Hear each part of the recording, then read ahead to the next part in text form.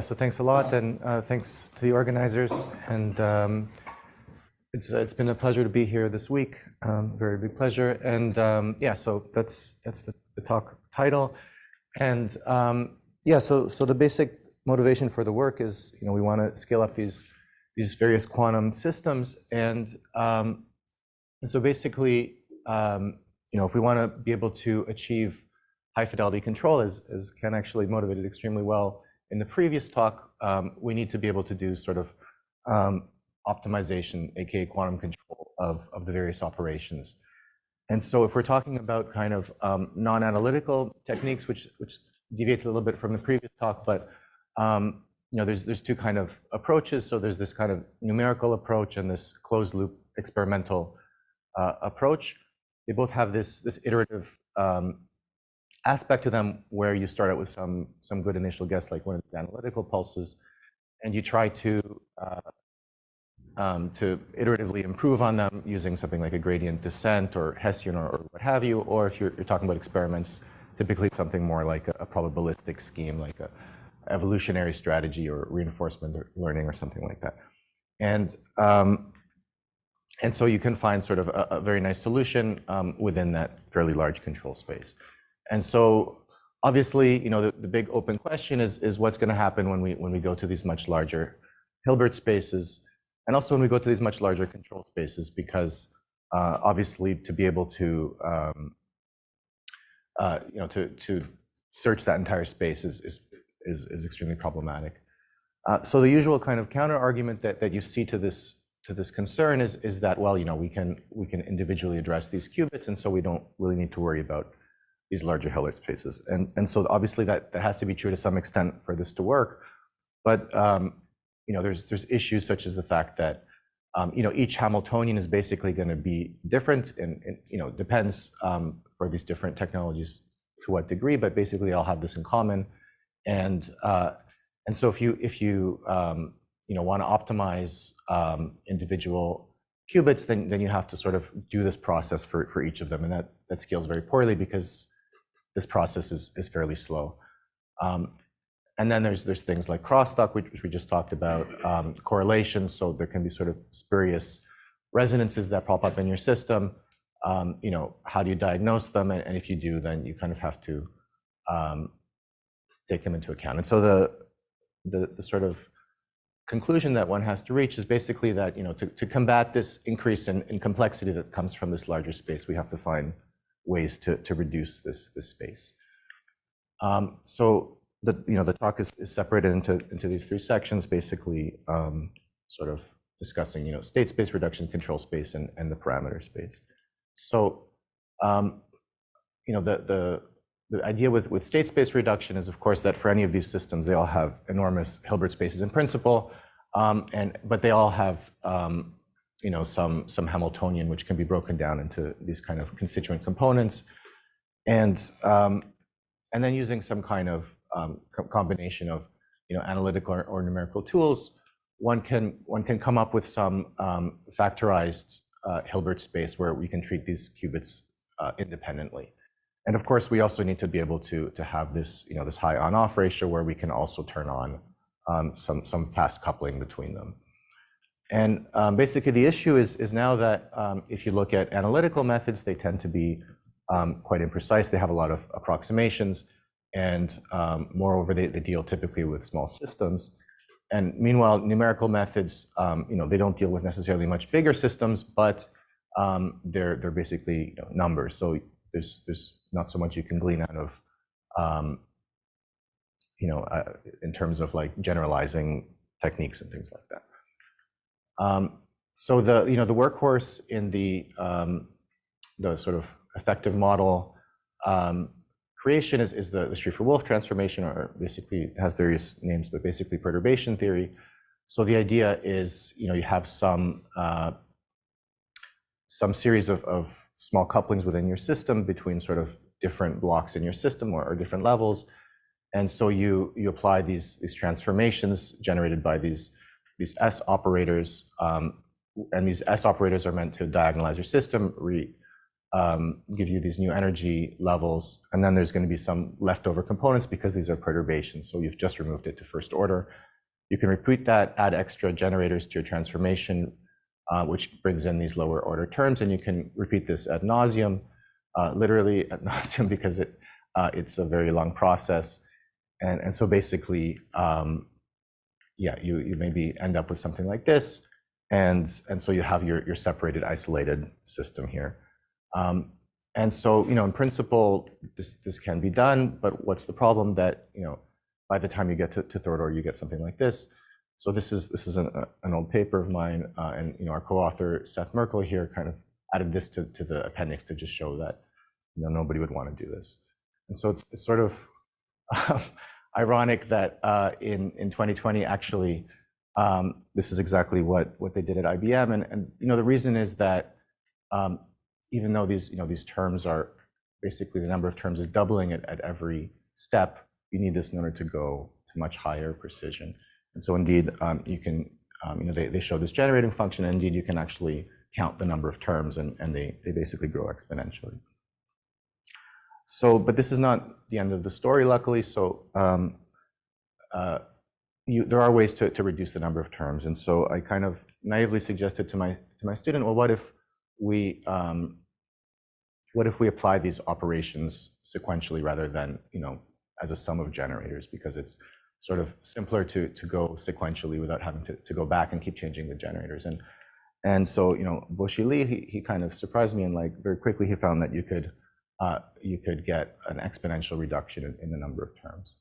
And so apologies for some algebra here, but basically the idea is if you take your SCHRIEFFER-WOLFF transformation, which is again this Baker-Campbell-Hausdorff expansion that you typically see, you can apply this now in an iterative or recursive manner, so that your previous Hamiltonian only has one generator here, which gives you your next order Hamiltonian. And now you can rewrite this with this simplified notation, basically, where these are the BCH for the diagonal term and for your off-diagonal terms. And where this magical cancellation comes is from this regular SCHRIEFFER-WOLFF condition, which is that the commutator between your diagonal term and your generator of your transformation is exactly opposite to your unwanted term. And then so this sort of reduces this, removes that sum there. And then the key point here is that you have a different lower bound on your sum. So you start from t equals 1 instead of t equals 0, which basically means lambda squared instead of lambda. So you've quadratically reduced your error. And so basically that gives you this exponential reduction in the number of terms. Or sort of another way to see that is that you have like a computational graph here where the lower layers only are kind of hidden in the subsequent layers of this transformation.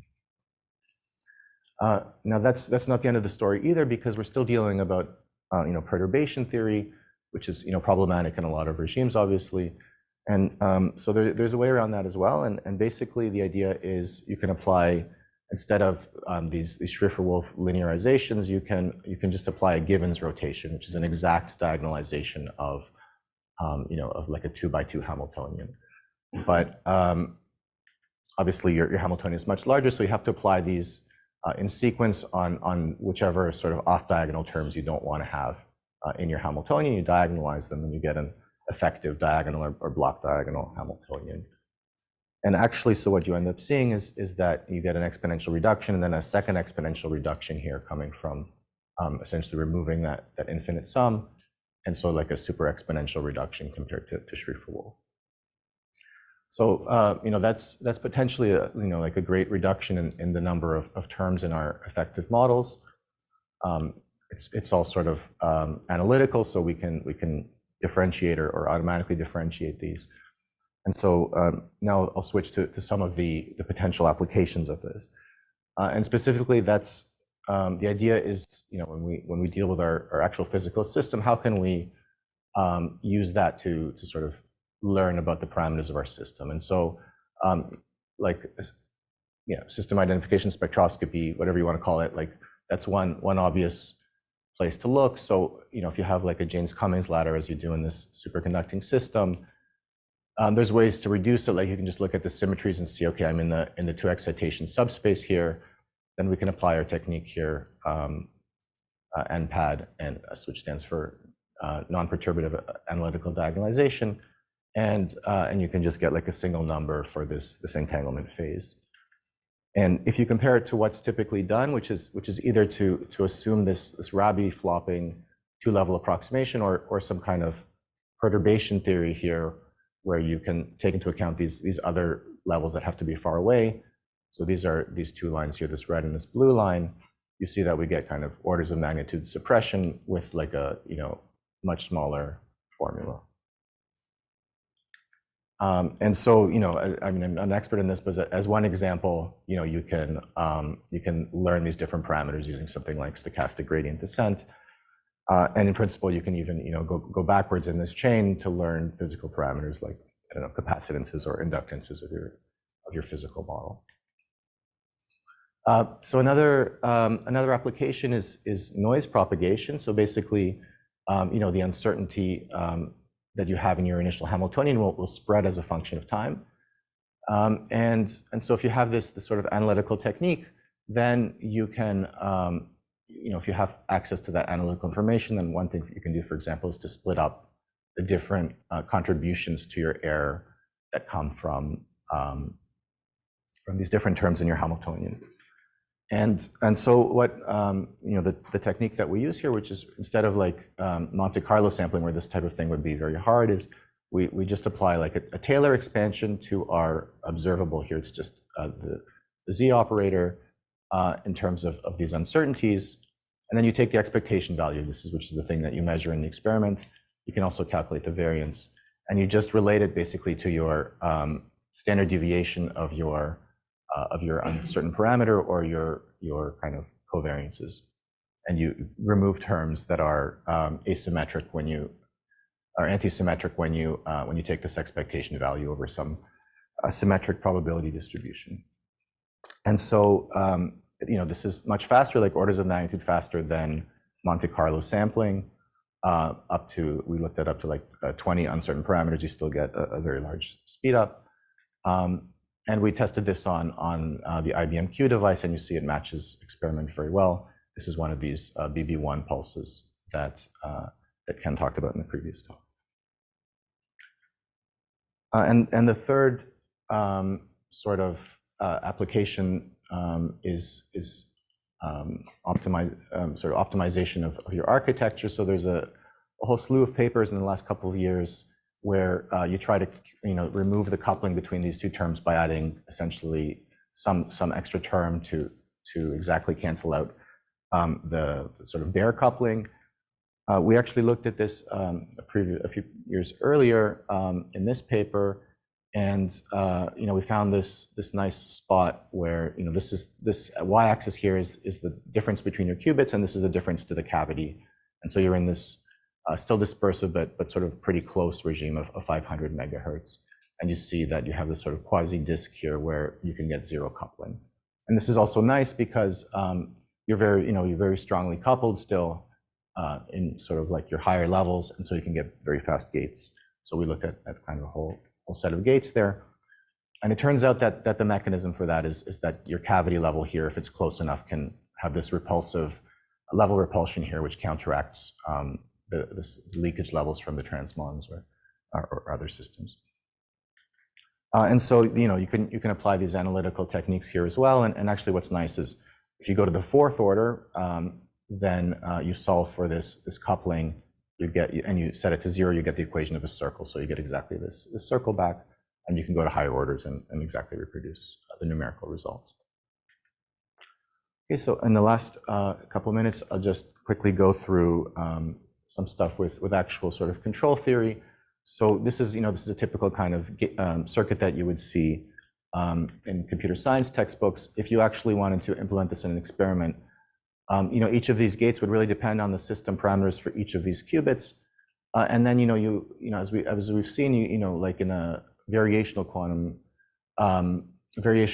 algorithm, you'll have these sort of different angles that are very useful. And of course, if you have like a more expressive circuit, then that will also reduce the depth of your circuit. So we're sort of encouraging people to use that. And so these are some kind of ways to generate these classes of gates that that you could think of. So these are sort of well-known techniques like the Momo-Sorensen gate that are existing in the literature, but we want to try to do this in a more systematic way.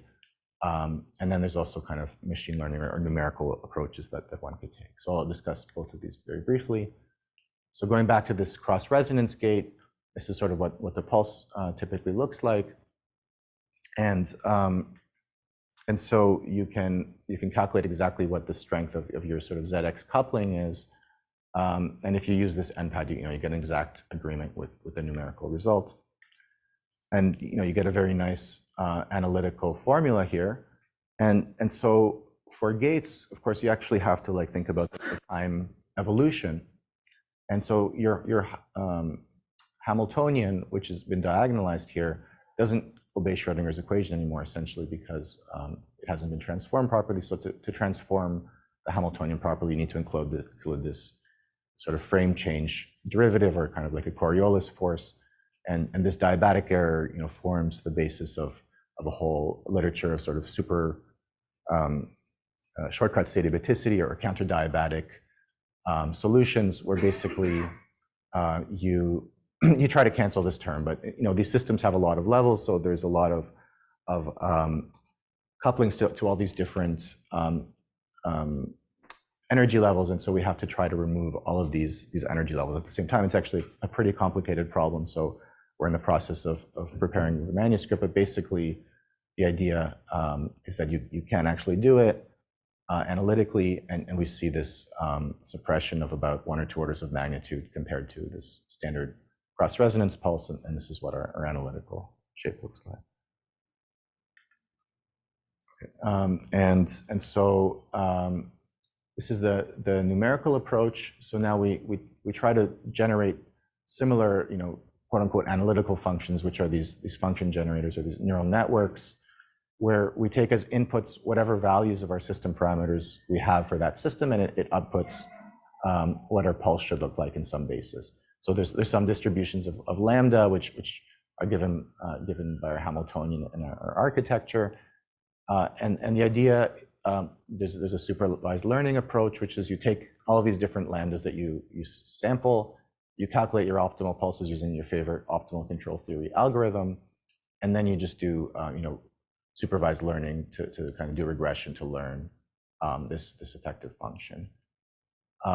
Alternatively, if you want to do like a backpropagation method, where you do things directly, so you take this distribution, but now you sample over it, and you sort of do this backpropagation of your fidelity to your controls, and from your controls back to your neural network weights that give you this mapping from your distribution of lambdas.